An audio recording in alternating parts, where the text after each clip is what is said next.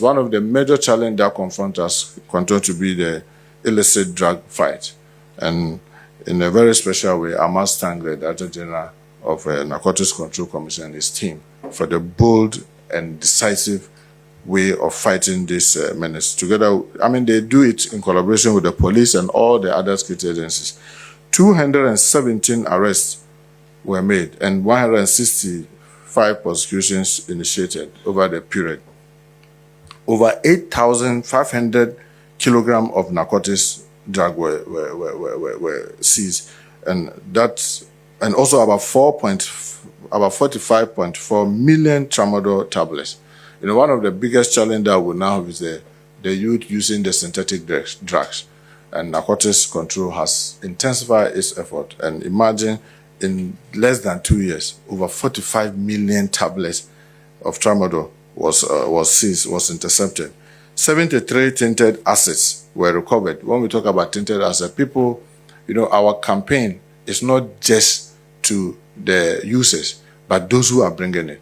And then we'll go down using intelligence-led to make sure that when we get them, we seize their assets or we taint the asset, freezing it while the prosecution is going on. And imagine in just about 20 months, we had about 73 tainted assets has been recovered, with about 19 kilograms of gold seized in suspected drug money laundering cases.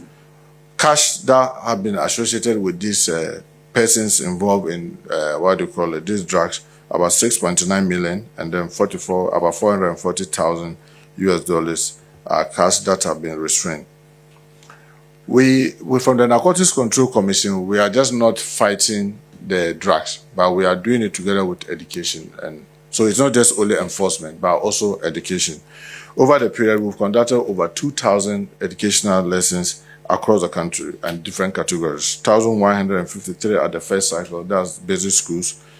185 in the second cycle, that's in our secondary school.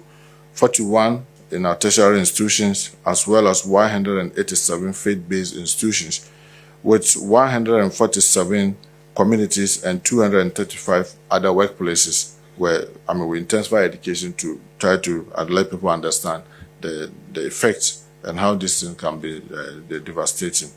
The painful thing is about rehabilitation. Our country doesn't have its own rehabilitation center.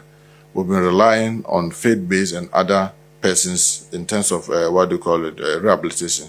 And we are using 30 centers that are purely privately owned, either for NGOs or faith-based organizations. And over the period, we've been able to counsel about 1,179 persons affected by the substance use disorder, train over 800 senior high secondary school guidance and counseling coordinators nationwide, with 50 from each of the 16 regions that we have, improve access to treatment, rehabilitation, psychosocial support, and early prevention.